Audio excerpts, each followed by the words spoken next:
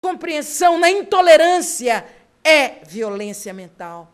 Então, as leis divinas, elas são estabelecidas para que nós possamos viver em harmonia. Mas eu, na minha caminhada evolutiva, eu estou falando eu, não vocês, na minha caminhada evolutiva, sei lá de quantas encarnações, eu vim cometendo deslizes, distrações, equívocos.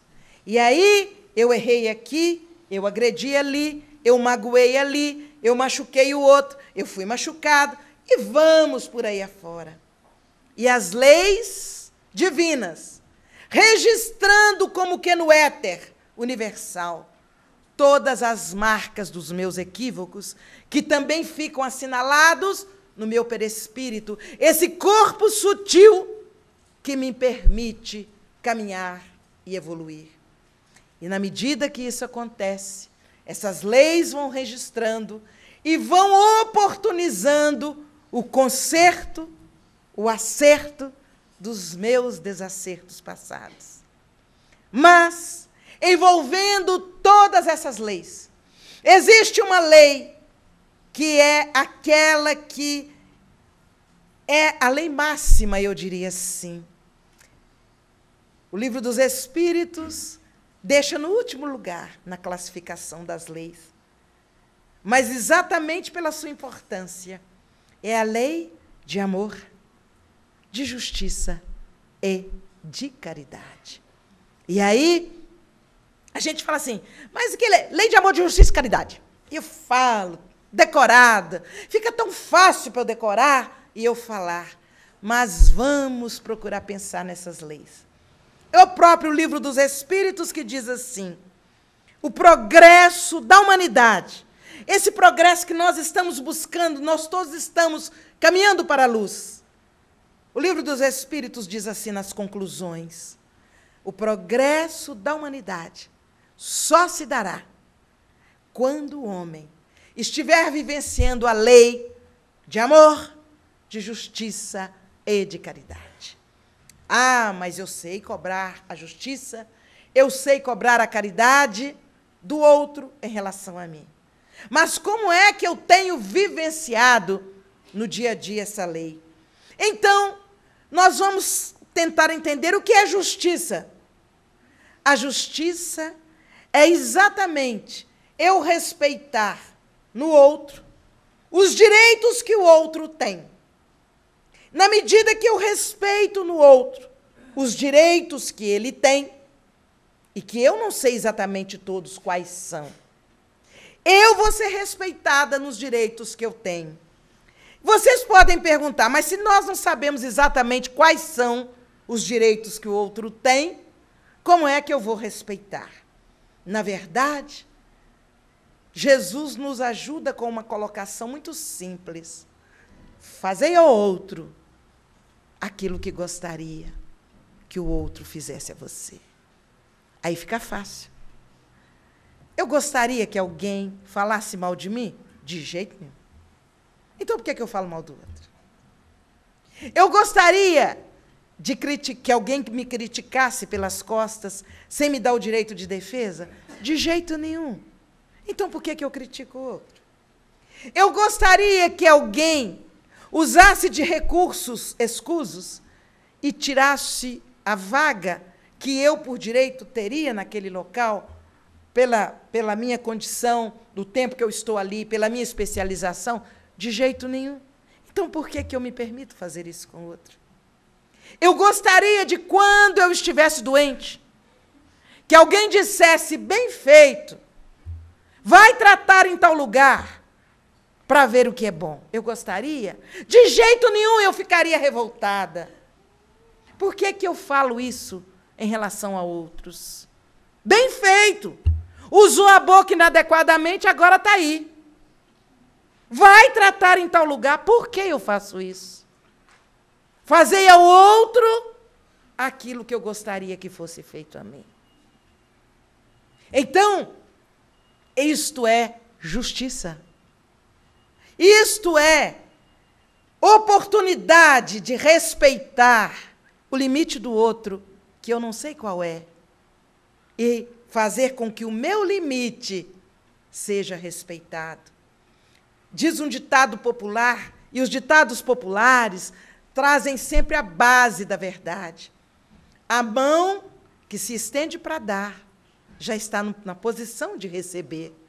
Então, se eu dou coisas boas, a posição de receber coisas boas ali já estão. Ali já está.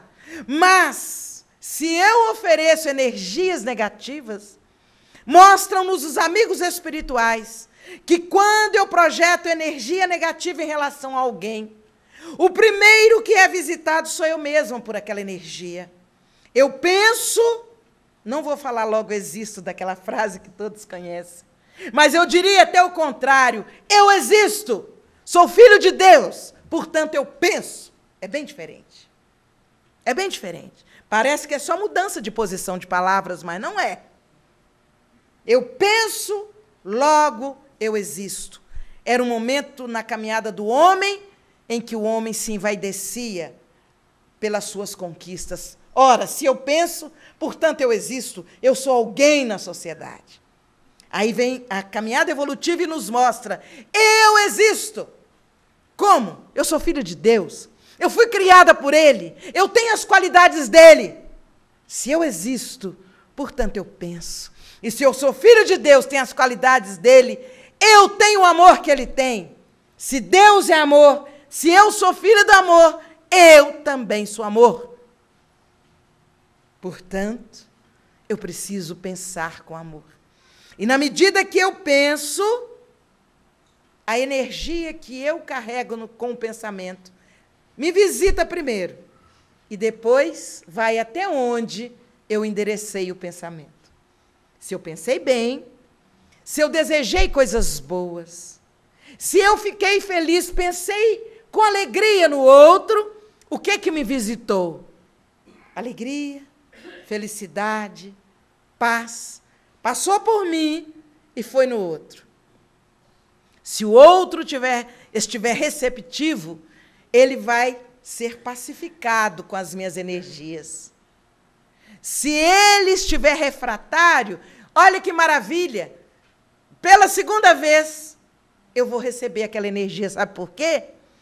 Se eu pensei, me visitou, foi, esbarrou numa barreira, vai voltar para a fonte. Volta para a fonte. E eu recebo novamente a energia boa. Ah, mas se eu não for esperta, e eu desejar mal para o outro, eu pensar no outro com raiva, eu pensar com o outro com desejo de que ele se dê mal, se eu pensar com o outro com sentimento de vingança, a mesma coisa acontece. Aquela energia negativa me visita. E aí lá vem úlcera, taquicardia, asma. Não estou falando que tem úlcera, taquicardia e asma, é porque pensou mal do outro, não, viu, gente? Não é isso. Mas, em alguns casos, pode ser. Reparem que algumas doenças que nós temos são frutos do nosso estado emocional. Então, aquela energia me visita, deixa a sua marca ali e vai lá no outro. E aí o outro também, graças a Deus para ele, está refratário. Como é que ele está refratário? Ele está trabalhando no bem, ele está orando, ele está envolvido com a paz. Aí ele está refratário, é meu pensamento negativo. Bate lá, volta para a fonte. Aí volta para mim. Eu recebo 2 vezes a energia ruim que eu emiti para alguém. Olha o que é justiça, minha gente. Lei de amor, de justiça e caridade. Então, nem que seja por inteligência, por conveniência, vamos desejar o bem para o outro. Depois a gente passa a desejar com amor. Mas no início, nem que seja, tem aquela pessoa assim que você não aguenta nem lembrar do nome que ela fez. Olha, mas para benefício da gente, pensa bem nela. Ora por ela, veste ela de luz, sabe por quê? Enquanto ela está toda vestida de luz para o meu pensamento, a luz cria barreira entre ela e eu. É por inteligência, por conveniência. Sejamos fraternos, porque a lei de justiça, ela nos alcança. Mas a lei de justiça, A lei não se resume só na justiça. Veja que Deus deu um para-casa muito sério para nós. Ele fala a lei de amor, de justiça e de caridade. Lá vem a caridade. Ah, não, caridade é fácil, José. Mas caridade é muito fácil. Caridade, assim, eu tenho assim sobrando, né? Nós que moramos aqui em Brasília, né? E recebemos altos salários, uma beleza. Deus sabe, né, gente? Então, muito bem. Eu tenho sempre uma coisinha assim sobrando, então eu dou. Ah, mas isso não é caridade, não. Isso é uma ajuda. E pode ser caridade porque o outro está precisando e o que o outro recebe vai ser benefício para ele. Mas a verdadeira caridade, ela vai muito além disso. A verdadeira caridade está exatamente na condição de você colocar o seu tempero de amor naquilo que você faz. Você pode fazer a caridade com um telefonema de amor. Ah, não, quando eu falo telefonema de amor, não estou falando para fazer declaração de amor, não, gente. Eu estou falando, telefonema de amor, assim, oi, fulano, está tudo bem? Pensei em você, como é que está a sua semana? Este é um telefonema de amor, né? Que a gente, às vezes, recebe telefonema, às vezes, cobranças, etc., mas aquele é um telefonema de amor, sabe? A gente demorar-se com alguém que é mais complicado, que é mais difícil, é caridade.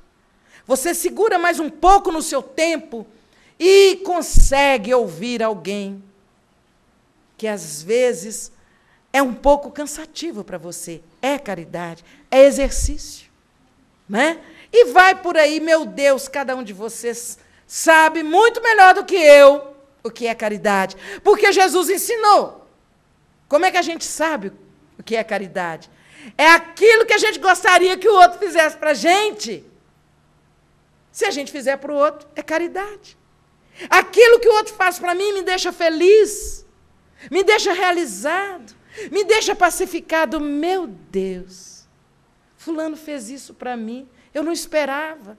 Como foi bom, como eu gostei. Nós temos que ter cuidado. Porque, às vezes, a gente gosta, porque a vaidade, assim, dá um lustrozinho na gente, né? Ah, então você fica... Ah, mas se deu lustro, o que custa dar um lustro no outro também? Hã? Então, fazer ao outro em relação à caridade, que a gente gostaria que o outro nos fizesse. E amar. Ah, minha gente, amar. Estava eu num outro país, lá na Europa, quando me chegou uma senhora perto de mim e disse assim para mim: ah, meu Deus, eu vim na igrejinha hoje e eu cheguei atrasada, já passou o passe. No primeiro momento eu pensei, igrejinha? Aí eu fiquei atenta e ela disse, é a segunda vez que eu venho aqui na igrejinha. Era o grupinho espírita onde estávamos. É a segunda vez que eu venho aqui. Sabe por que eu vim aqui? Eu vim aqui por causa do meu filho, que está lá no Brasil. Aí a gente pensa assim, ah, está passando dificuldade, está doente. Ah, mas aquele dia eu ouvi um testemunho de amor com tanta naturalidade que eu nunca vou esquecer aquela criatura na minha vida.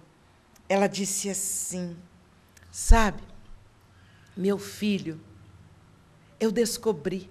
Eu vim aqui para esse país para trabalhar e ganhar dinheiro para mantê-los. Os dois ficaram com a avó, aquela história de quase todo mundo que nós conhecemos. Os dois ficaram com a avó e eu vim trabalhar. Eu faço limpeza. Já ganho bem, olha para você ver, eu tenho até um carro. Comprei um carro aqui, eu já ponho material de limpeza, tudo. Chego lá e eu pergunto para o pessoal, vocês querem comer o material ou sem o meu material? Se é com o meu material, é tanto. Se é com o seu, e por aí... Tinha de tudo naquele carrinho dela. Que depois ela me deu uma carona. Aí ela disse assim, sabe, meu filho, eu descobri, depois de tanto tempo, eu ficava observando, e eu via meu filho tão calado, tão estranho. Eu via meu filho, enquanto meu outro buscava, que falava da namorada das meninas, aquele meu filho ficava caladinho no canto. Ah, sabe o que eu descobri? Eu descobri que meu filho é homossexual. Aí eu continuei prestando atenção nela. Porque aquela senhora, ela ali estava sem uma base religiosa, a não ser assim, eu vim na igrejinha buscar socorro. E ela falava com tanta naturalidade que aqui no Brasil precisou de lei dos homens, para a gente primeiro respeitar, para depois entender e compreender e poder caminhar. A gente respeita a lei com medo, né? Para depois compreender e amar as situações daqueles que estão ao nosso lado.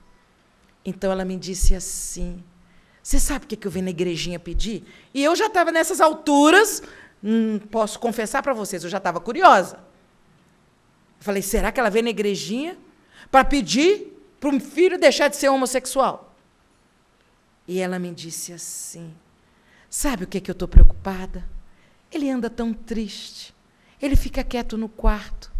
Eu vim aqui pedir, sabe o quê? Para ver se ele acha uma companhia que possa fazê-lo feliz.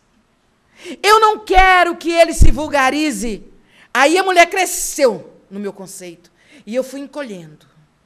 Ela disse, eu não quero que ele se vulgarize, buscando cada dia um parceiro para satisfazer as suas necessidades. Eu quero que ele encontre alguém que seja companhia para ele, e que seja aquela companhia para a alegria e para a tristeza, para o choro e para o sorriso. E eu encolhendo, e eu encolhendo. Eu falei, eu que vim aqui falar, ou essa mulher que veio me dar lição? Ela disse, eu estou vindo aqui na igrejinha para pedir a Deus, e a esses, e ela não queria falar espírito de jeito nenhum, a esses que vocês aí pedem ajuda, para ver se eles me ajudam para o meu filho, e é nessa região, desses estados aqui por perto, para o meu filho arrumar um companheiro que possa fazê-lo feliz. Sabe, se dependesse de mim, eu queria que ele tivesse uma vida, aí eu usei a palavra para ela, normal. Mas eu falei, o que é normal, né? A gente nem sabe mais. Ela disse, pois é, eu gostaria que ele fosse feliz. Olha, gente, eu nunca tinha ouvido um testemunho de amor assim. Com que naturalidade. Naquele momento não estava ali a postura, se está certo, se está errado. Isso é outra situação. Ali estava a postura de solidariedade, de compreensão, acima de tudo, postura de amor. Não incentivando a promiscuidade, mas buscando, torcendo, para que aquele filho, aquele espírito que Deus lhe presenteou, possa ter uma vida equilibrada e harmônica, e possa caminhar com suas próprias pernas, buscando nos erros e nos acertos a sua posição evolutiva nesta jornada, nesta geração. Então, amar é nós valorizarmos aqueles que estão ao nosso lado, respeitando os seus limites e entendendo as suas dificuldades. Amar é, em vez de criticar, estender a mão, vem cá, vamos ver se eu posso ajudar em alguma coisa. Amar é nós, que beleza. Aí, ó, é amor. Veio nos visitar. É andorinha? Deve ser. É. Então, é preciso... Não venha me dizer que é morcego. Vê como é que é amor? Amor nosso ainda é condicional, né? Se for andorinha bonitinha, que tem música para andorinha, ai, que coisa linda! Se é morcego, agora a ciência já mostrou que morcego tem muito valor. Agora nós temos que começar a respeitar o morcego também. Meu Deus, a caminhada evolutiva está fazendo a gente mudar tudo, hein? Fazendo a gente mudar todos os nossos valores. Que beleza! Isso é evolução. Mas eu falava de amor. Então, amar, minha gente, é nós podermos estar com o outro no dia a dia, seja o nosso companheiro mais próximo, seja o mais distante.